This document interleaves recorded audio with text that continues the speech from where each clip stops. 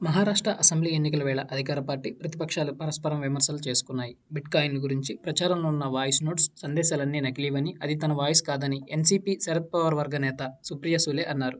కావాలనే బీజేపీ తనపై బురద చల్లే ప్రయత్నం చేస్తుందని విమర్శించారు. మహారాష్ట్రలో జరుగుతున్న అసెంబ్లీ ఎన్నికల్లో ఓటేసిన అనంతరం మీడియాతో మాట్లాడుతూ ఈ మేరకు వ్యాఖ్యలు చేశారు. తాను అక్రమ బిట్కాయిన్ల లావాదేవీలకి పాల్పడినట్లు బీజేపీ ఎంపీ సుందాసు త్రివేది చేసిన ఆరోపణలను సుప్రియా సూలే కొట్టిపారేశారు. ఈ విషయంలో ఎలాంటి ఆధారాలు లేవని, అందుకే పోలీసులు తనను అరెస్ట్ చేయరని నమ్మకం ఉందని తెలిపారు. దీనిపై ఇప్పటికే సైబర్ క్రైమ్కు ఫిర్యాదు చేశానన్నారు. తనపై అసత్య ఆరోపణలు చేసినందుకు ఎంపీ సుందాసు త్రివేదికి పరువు నష్టం దావా నోటీసులు పంపినట్లు చెప్పారు. ఈ విషయంపై ఎక్కడికి వచ్చి సమాధానం చెప్పమన్నా చెప్పడానికి తాను సిద్ధంగా ఉన్నట్లు వెల్లడించారు. మంగళవారం జరిగిన విలేకరుల సమావేశంలో బీజేపీ ఎంపీ సుందాసు త్రివేది పలు ఆడియో క్లిప్పులు వినిపించి సుప్రియా సూలే, మహారాష్ట్ర కాంగ్రెస్ చీఫ్ నానా పటోలే, మాజీ పోలీస్ కమిషనర్ ఇతరులతో కలిసి అక్రమ బిట్కాయిన్ లావాదేవీలకు పాల్పడ్డారని ఆరోపించారు.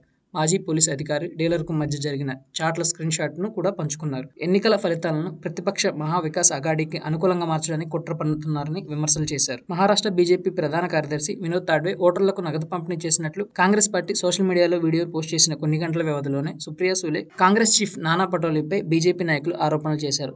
మహారాష్ట్ర బీజేపీ ప్రధాన కార్యదర్శి, మాజీ మంత్రి వినోద్ తాడ్వే ఓటర్లకు నగదు పంపిణీ చేసినట్లు చేసిన ఆరోపణల్లో ఎలాంటి వాస్తవాలు లేవని బీజేపీ ఎంపీ సంబిత్ పాత్ర స్పందించారు. స్వయంగా రాహుల్ గాంధీ వచ్చి సీసీటీవీ చూడాలని, అందులో ఎక్కడ ఎవరు డబ్బులను పంపిణీ చేశారో చెప్పాలని అన్నారు.